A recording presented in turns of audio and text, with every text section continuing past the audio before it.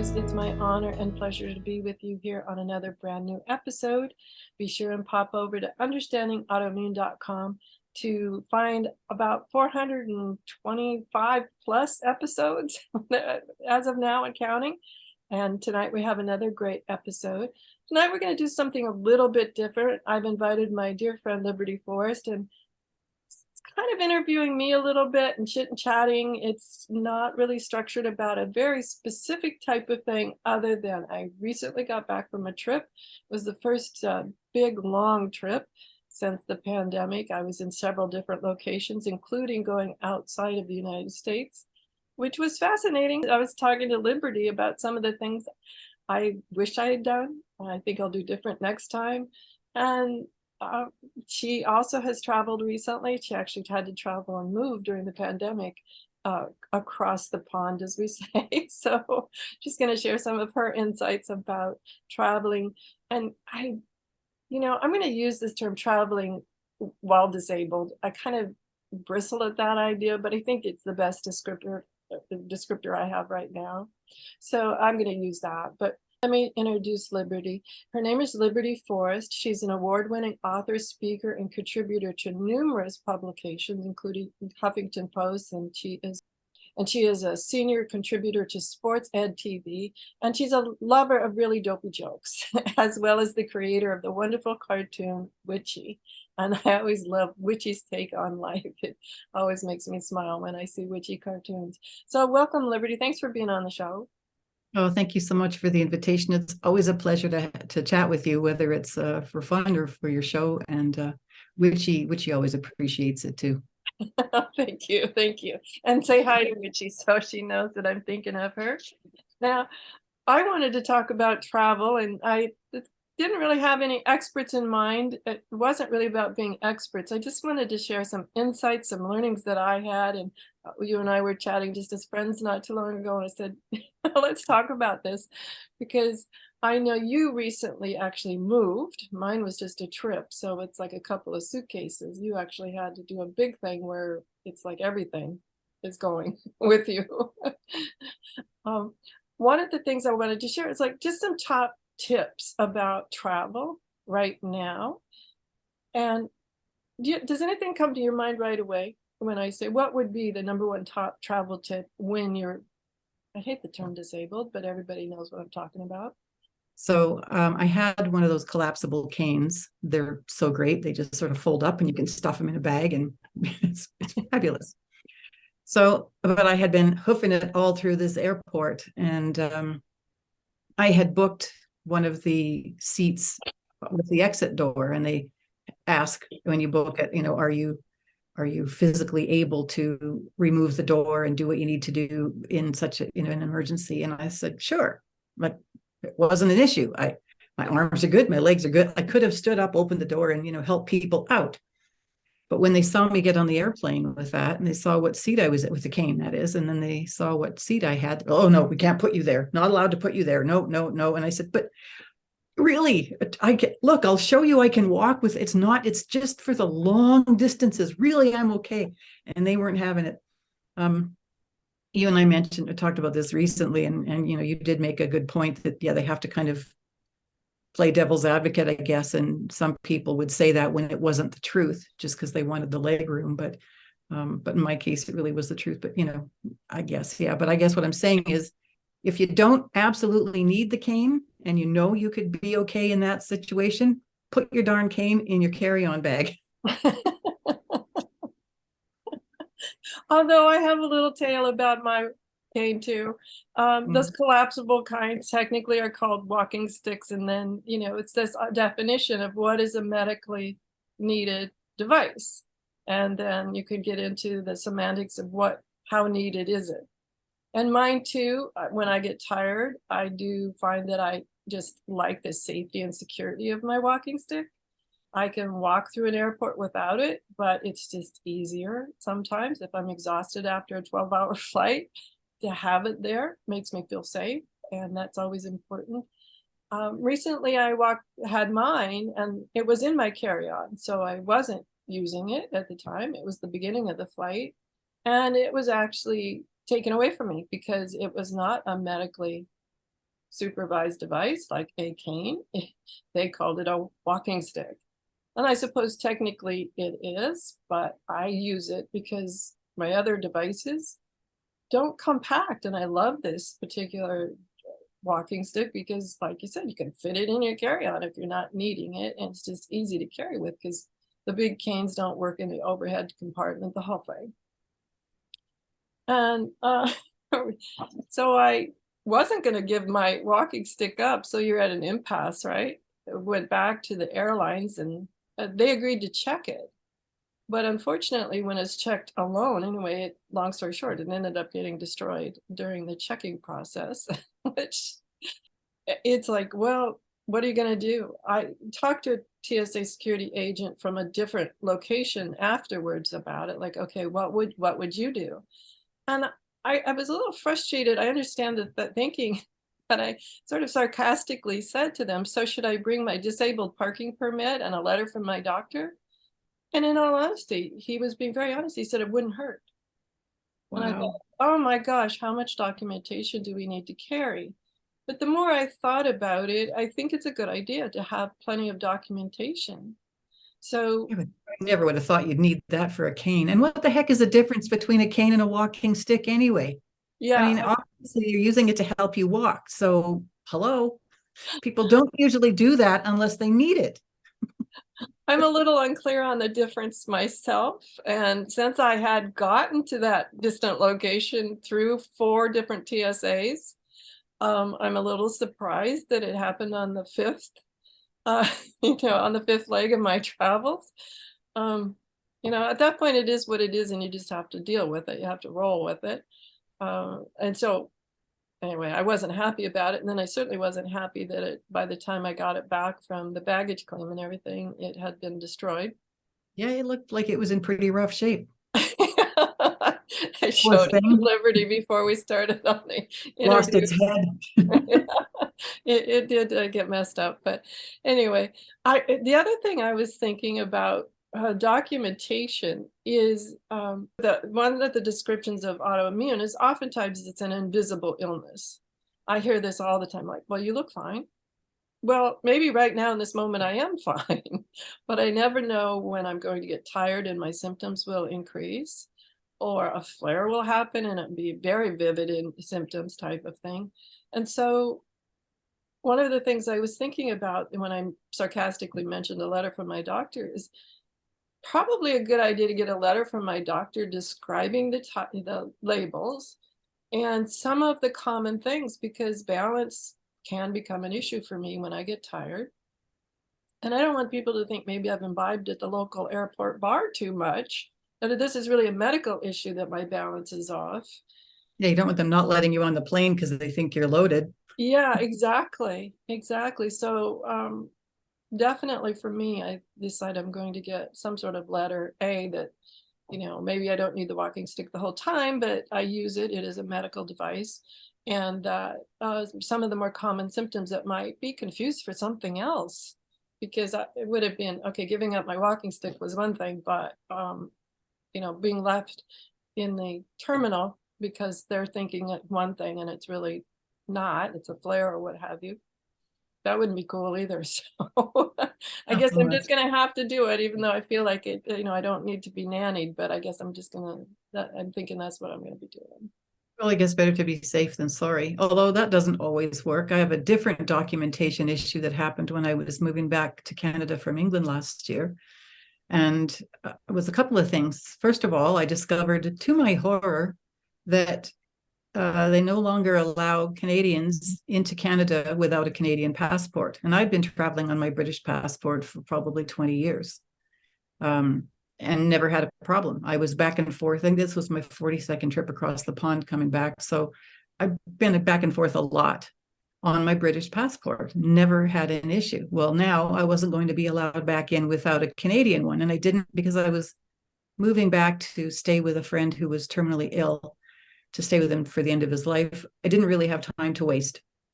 So I couldn't take it didn't have the documents with me. It would have been a nightmare to try to find the paperwork. And anyway, long story short, couldn't get the passport.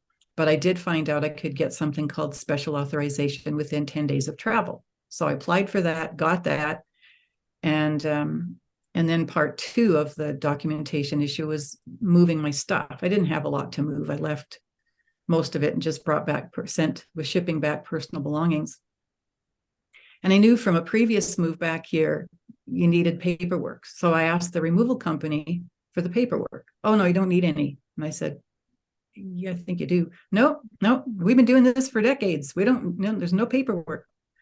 Okay. And the long story short is, no idea what this special authorization was when I said I'm showing up with a British passport, but here's my special authorization that says I'm a Canadian citizen. He's like, what is that? And he was reading it. He had never seen it before. Anyway, it was all a big mess, and it caused problems later when my shipment did finally arrive here where I am in Western Canada.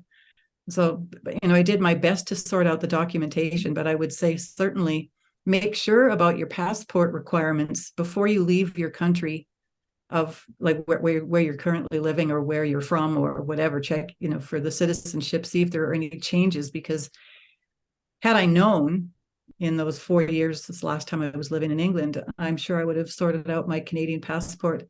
That change actually happened just before I left here. I could have done that before I left Canada and went back to England.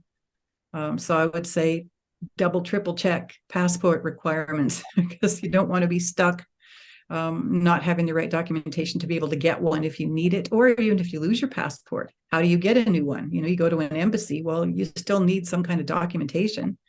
So I'd say be prepared in case you ever have to replace or get a new passport in your the country of your birth, I would say. And then again, if you're moving, double, triple check on documentation for that too, whatever that means. I shouldn't have just taken the removal company's word for it. I should have checked with the government. And so, yeah, wherever there's documentation required, check a bunch of times, make sure you've got everything covered. Yeah, and I think that's true for all of us, not just if there's a disability or an illness involved in the situation as well. But you were talking about passports, and what came to my mind recently is I checked, and mine should be renewed soon. And I was reading online how difficult it is right now here in the States. They have quite a big backlog. So that's another thing to be sure and check. Which isn't exactly related to that would happen regardless if I had a diagnosis or not. But it's True. So many it's things. Another thing. And if you're sick, you don't need another thing to worry about, right? Exactly. And I also, for me, I like making lists, and that way I can just check it off. And there's something gratifying about running a line through it, like done, done, done.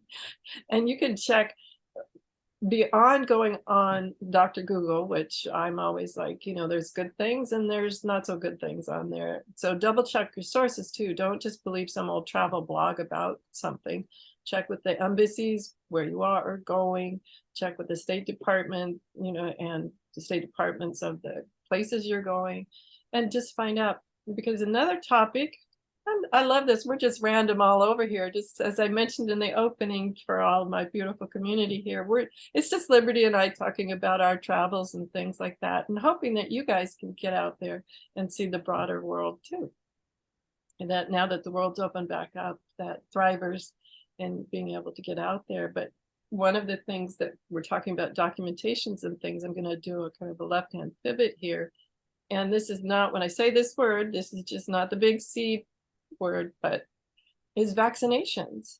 I have been on many continents, and everything from yellow fever to hepatitis to, tetanus, the whole shebang, making sure that you're up to date on those, because a lot of people could have possibly gotten behind on those, or know they need them now.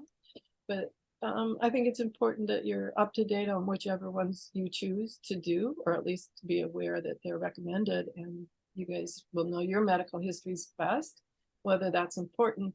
But you can go to, here in the States, you can go to the State Department, and there's a listing of all the different countries and the needs that you might need. Some places you might need, malaria, and other places, malaria medication, and other places, some other sorts of things. So be sure and check that out too, because where I'm going with that is you need to check with your doctor on, can I have these things with medications I'm taking? Now, I'm not a doctor, and I'm not going to get into a whole bunch of detail about any of that, or anything like that, but just make sure that you get all those details from qualified sources, and then talk to your doctor about, are there any contraindications with any of the medications or supplements I'm taking too. So I think there's so many layers of nuance to travel when you have an issue going on, a chronic long-term issue going on. But you're right, it can feel very tiring, and that's why I say make a list. Yeah, and also check into potential healthcare options where you're going, especially if you only like alternatives like some of us.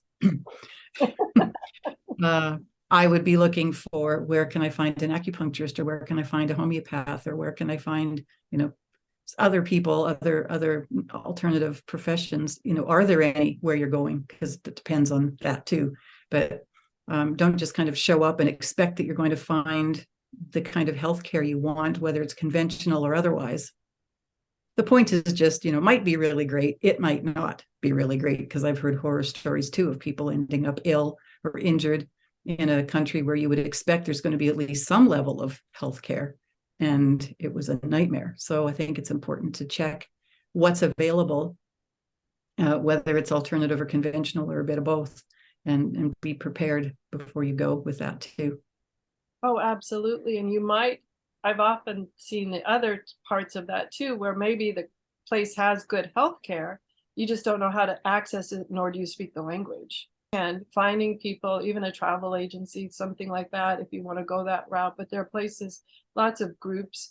There are several websites. When I was doing a little bit of research on the topic before you and I started chatting, there's several websites I found that seem very reputable and reliable, about really great blog posts on how to find medical care when you're not in your home base. I've had it when I've just been traveling to different states. I've thought, okay, I speak the language, it's different, just a different state. But, I don't know which one of these different listings is the better one to go to, type of thing. So doing all that research before it's absolutely urgent, and people are in an urgent or emergency situation having to make these very life-altering decisions, it never hurts to have that. And I don't know about you, I'm sometimes a believer in what we call Murphy's Law. I figure if I have that list. Murphy and I were good buddies. Yeah, me too. I think I know Murphy really well. So that's why I find that if I have a list of it and I've done the research beforehand, it's been very rare when I've had to use that list, but it's just nice. One of the things, we had Sarah Payton on last week, and I love Sarah. And one of the things she always talks about is like, the main thing that our body's asking us is, am I safe?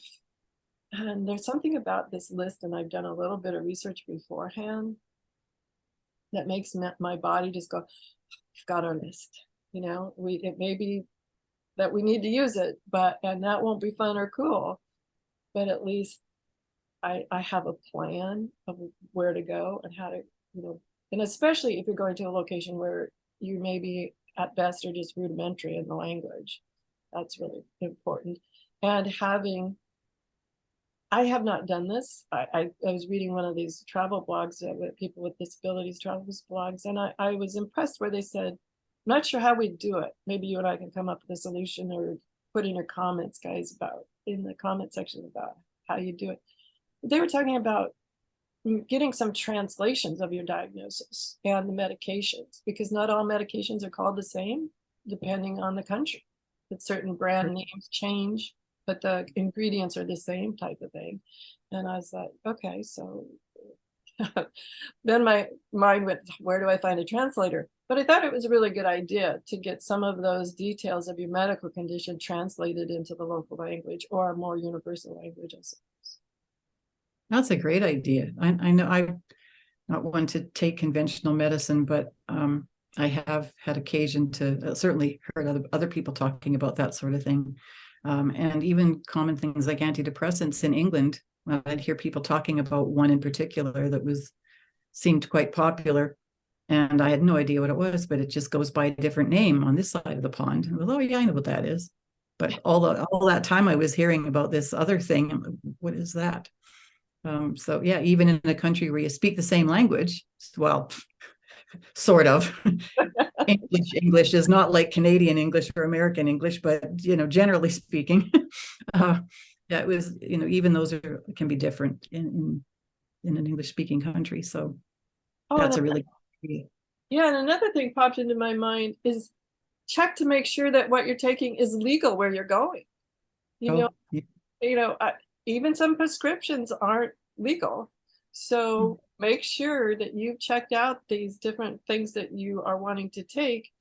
And unfortunately, if something isn't legal, talking to your doctor about what can we substitute for that time I'm gone or something like that, it would be really important. And nothing would be worse than at customs having a required or a medication your body's used to taking all the time, and then all of a sudden you're without it.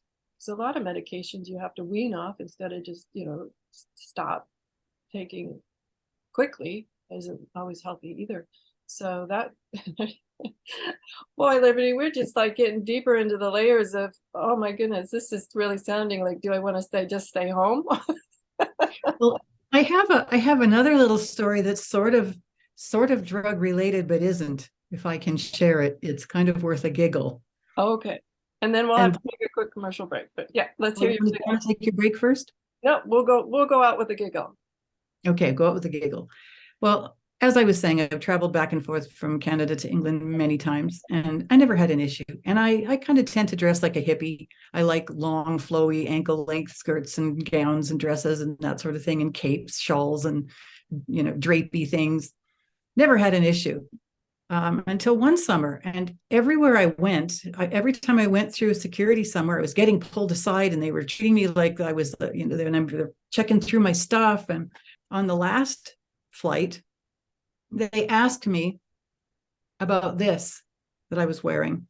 I've been wearing this for several years, and they're like, "What's in there?" And they went to take it off me, and they were trying to open it, and I'm like, "Don't open it!" And then of course that made me look worse. And they said, "What is it? What's in here?" And I said, "I don't actually know." And they said, "What do you mean you don't know?" And then that made me look worse again, right? I'm going to say now there's something in there. I don't know what it is. And I said, "No, that was from my Qigong master. It helps protect you from electromagnetic frequencies." And there were waves. They were like, "What?"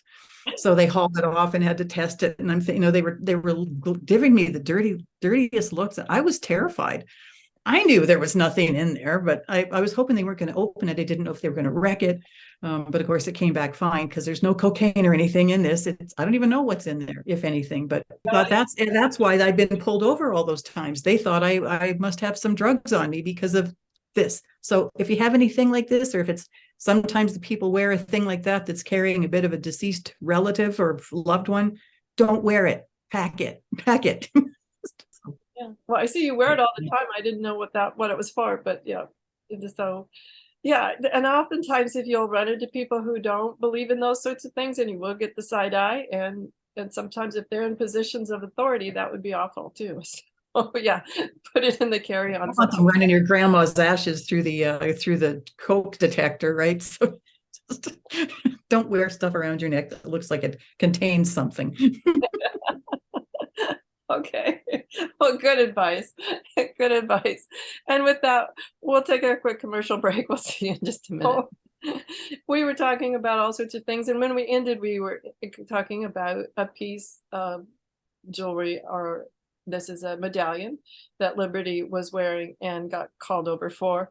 And I just think it's so interesting to all the things that we take for granted in our lives that we never think. A, we just kind of forget that it's there, or B, like, it's innocuous. What is the problem? It's it's just something. It's just innocuous. And then yet so many times when I've been going through security, I am surprised at some comment about what's this or what's that. And one of the things that we haven't talked about that I know we both have great stories about is we both travel a lot with our own food. And what's it acceptable in certain countries to import? Is that they call that? Because certain places that you go have agricultural inspections. And so be very careful what foods you like to travel with, and what foods. My foods do change. They become a little bit more processed. My community knows I'm a farmer's market fanatic. And I do like to eat as natural and close to real food as possible. But I find when I travel, I do have certain more highly processed foods that come in a package and don't look suspicious like, that banana or apple or orange might. So what are some of your thoughts about traveling with food? How have you managed that?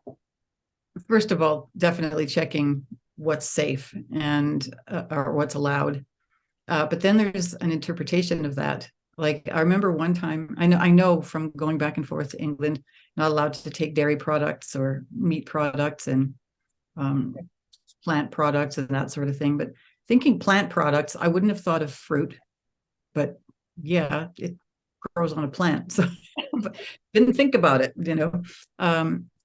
And one is again one of those kind of funny stories. Every country has its favorite thing, right? In England, it's beans on toast. Well, on this side of the pond, it's mac and cheese, the boxed kind. Most people love that stuff. I love that stuff. I don't eat it very often, but I confess every now and then I love the mac and cheese from the box, the white cheese especially. And so I had taken a bunch of these boxes with me on one of my trips back to England when I was living there. And I double checked the list. It shows certainly as you're getting on the plane, and then they give you a card when you're landing, and there's a big list where you collect your suitcases at Heathrow, and it says, don't have these things. I'm looking at the list. Don't have that. Don't have that. No dairy. Da, da, da. I've got this macaroni and cheese. And then I said, oh no, this is cheese. So I asked, I didn't want to get caught trying to hide it. And I said, oh, I just realized. He said, well, what is that? I said, well, it's pasta with a powdered cheese. And he went, powdered cheese? Yeah, I was going to ask if that's dairy. I don't know. I know, and I didn't think of it as that. I'm thinking of chunks of actual cheese or a bottle of milk.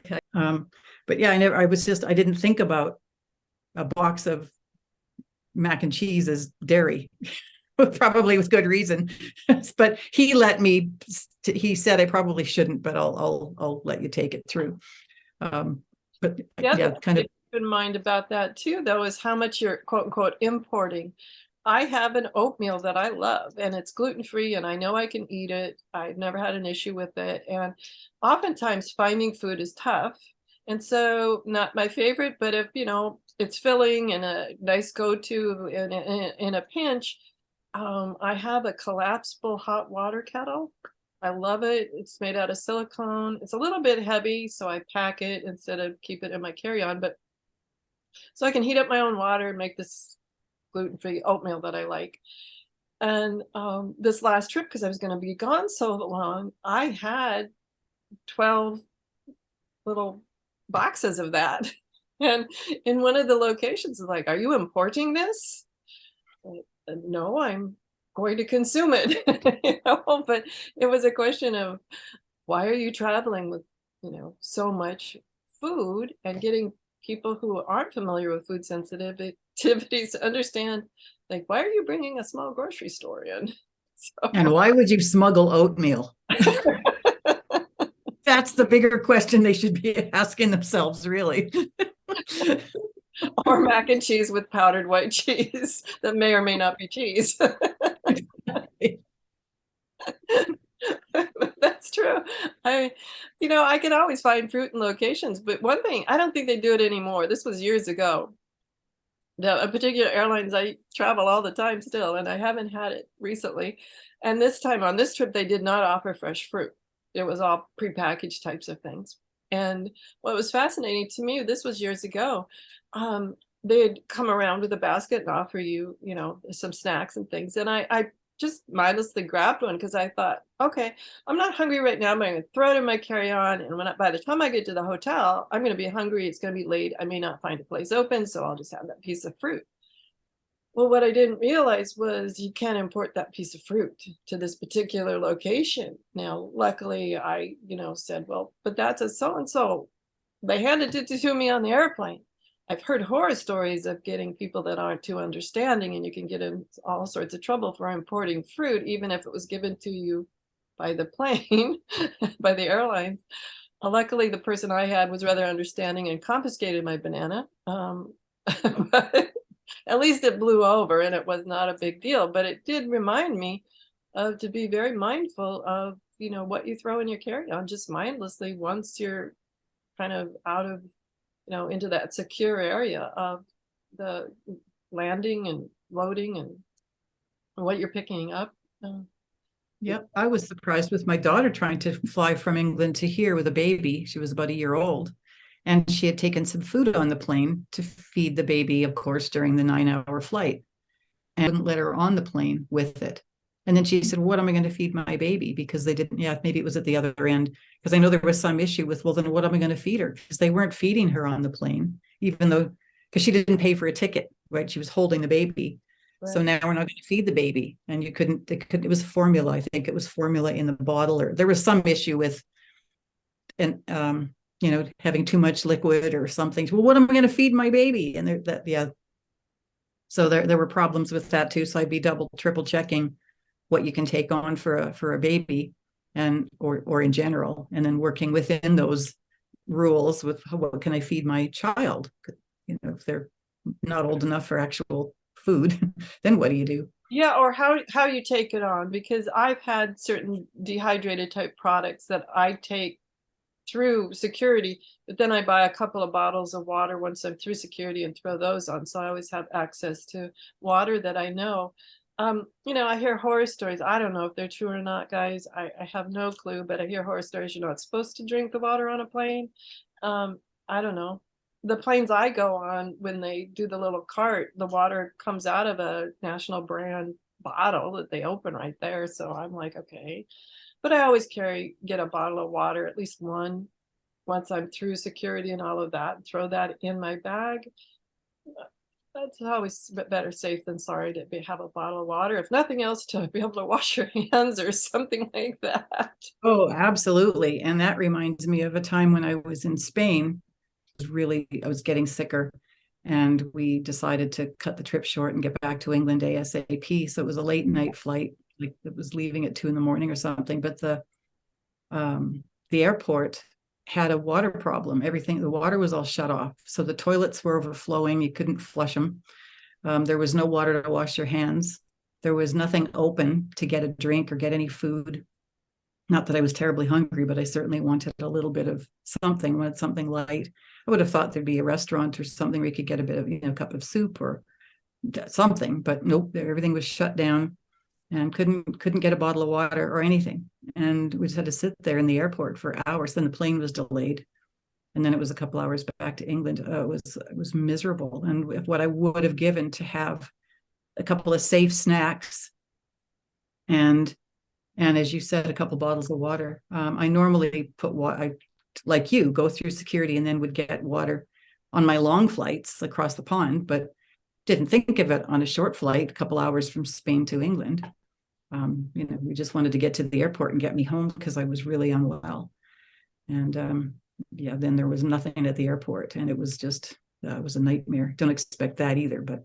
That's when Murphy happens, I'm telling you. Exactly. It was like the one time I didn't have snacks and water. Literally, that's the only time I think I've ever traveled without any of that. But we just kind of left, we packed up and just headed to the airport because I was just really unwell. And, well, talk about the one times. The one time I always, I mean, some people that travel with me like, wow, you're prepared for everything. And except the one time you're not, then you need it. Sounds so weird, but it was early in the flight, but we were high enough that the plane had been pressurized. So all of a sudden it starts, and I'm going to use air quotes, raining on me. And there was liquid falling from the overhead bin on me only, no one else. It's just like right over my head. Whatever happened, it's literally pouring on me. And unfortunately, it's a substance I'm allergic to. And I mean, I smelled it right away. I was like, oh no. I jump up and it's continuing to come out of the compartment. And people are kind of freaking out, like, what is this and stuff. And the air attendant came and opened up the compartment. And sure enough, it was a bottle of this liquid that they had bought within the parameters of security. And I was shocked. Somehow the pressurization had popped the lid off. And it, of course, it flooded their suitcase, and then it flooded the compartment, and then it flooded me. And that Murphy jumped in because that was the one time I always travel with change of clothes. And just a simple change of clothes. It doesn't have to be fancy, but, a pair of slacks and change of socks and the whole bit. And this particular time, I was taking some of my books and I had run out of space. And so I thought, well, I have never used my little safety bag with a clean toothbrush and some soap and my change of clothes. One time I needed it. And so some of my traveling companions, one of them did have a change of clothes, but they were actually what I would call sort of workout clothes or maybe sleeping clothes, but the particular person who had that is much taller than I am. And so they were the only dry clothes I could have access to. So of course I've got this huge pair of sweatpants on that practically comes up to my neck and an old ancient college sweatshirt on. And I smell like this product. You do your best to wash it off in that little bathroom, but anybody who's been on a plane knows that's not easy. And oh my gosh, that was just a nightmare. But I think the most hysterical part of this story is that I'm landing in another country, and so I have to go through their customs, etc. And instead of looking in my nice travel clothes, I'm showing up in sweatpants that are like 5 times too big for me and sweatshirt that's definitely way too big for me. Having to yank up the sleeves to see my hands and going through customs in a foreign country where I don't speak the language. Now, You probably looked like you were packing all kinds of stuff in all those clothes, bags and bags of cocaine or something. who is this crazy lady in these oversized clothes? But it taught me I have not traveled without my little change of clothes in my carry-on, even just in case. And I've never had it rain on me since. So I think there's something to that. At least I'm going to say that. I've never traveled with a change of clothes. Because I wanted to leave enough room for my snacks. I wanted my crisps and my water or whatever else I had in there, my laptop and other things. Never carried a change of clothes, but I think I will from now on. I know people look at my carry-on and they're like, wow, you're prepared for everything. And I said, well, that's the way the thought is that nothing will happen. But that's the important part. And I did, one thing about carrying on a lot of stuff, I do want to comment that if you carry a medical device like an oxygen or something like that, you carry some sort of medical device, or even let's say like some EpiPens and Benadryl or something like that, and you've got it in a little crossbody bag or something like that, that doesn't count. If it's got your medicine in it, maybe you've got insulin or something like that, that doesn't count as that second personal item. Like sometimes I've had people argue with me when I got my little cross bag on that has some medications that I want to keep on my body. I don't want to lose them.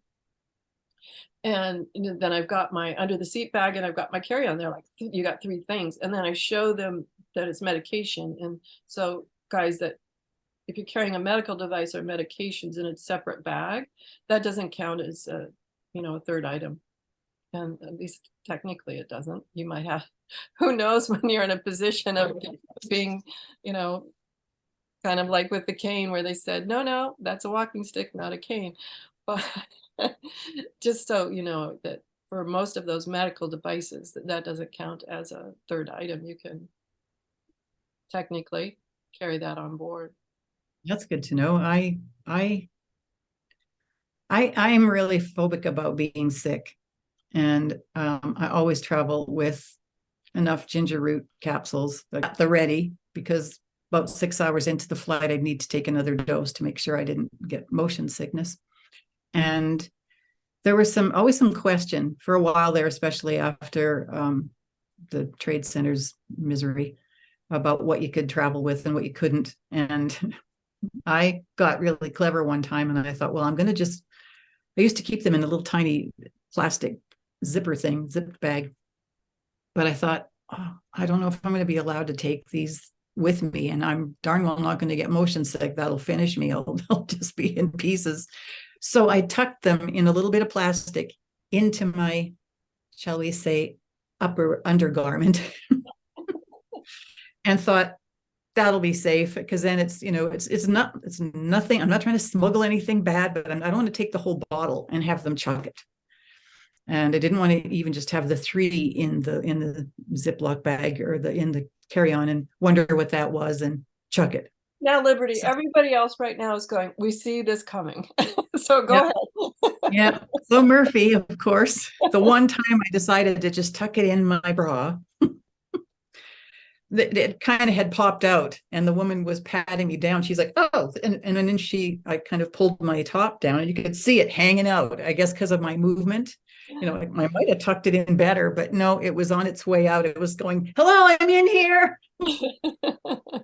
Oh no. And she said, "Oh, what's this?" And I said, "It's just ginger root capsules for motion sickness." And it's good for morning sickness too, but that's another story. But and I was just trying to act, it's just easier to, and got the 3 dose right there, just grab it, and I don't have to dig around in my bag, and thinking fast.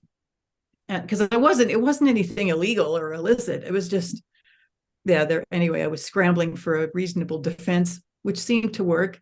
And she handed it to somebody to take away and test. And then I continued telling her, "Yeah, it's great. It's a great anti-inflammatory. It's good for anything that ends in itis, like sinusitis, arthritis, bursitis, with all these other itises." She said, "Oh, I have a lot of problems with it." So got into this conversation with her where she thought it could do her some good. And I was telling her the dosage to take and all this. So it was like, at least she didn't sort of haul me off to the side, slam me against the wall, and wait until they got the results, right? But they brought it back and said it was fine. It's like, oh, I didn't need that either. Maybe, hey, what if I know it's a big bottle, but I think taking the bottle with the 3 pills in it and leaving all the rest home in a baggie or something. I don't know. I mean, one of my recommendations is try and keep everything in the container that it came in, if at I all. did that after that. I just took the bottle, and I had an extra one in and I thought, well, if they chuck it, then I guess I'll just have to risk the motion sickness. But I never did that again, but it seemed like a good idea at the time. Just rummaging through the bag. In part, it was that. It was, you're in a cramped seat and you're rummaging through a bag, and you got all this other stuff in there, and I didn't want to crunch my crisps into pieces and, all that. So that was partly that, and it was partly, I don't know if they're going to give me grief to take, having these pills go through, but it was kind of a 2-part thing. But yeah, I never did that again. I just left them in the ginger bottle and took the whole thing. We're just down to the last couple of minutes. I did want to share one thing that I do have about rummaging in your bag. I got these 2 discs that are LED, and you just press them, run by a battery. You just press them, and you can turn on it's like a closet light. I mean, if people might recognize that idea. That's just a tiny little, it's probably 2 inches around.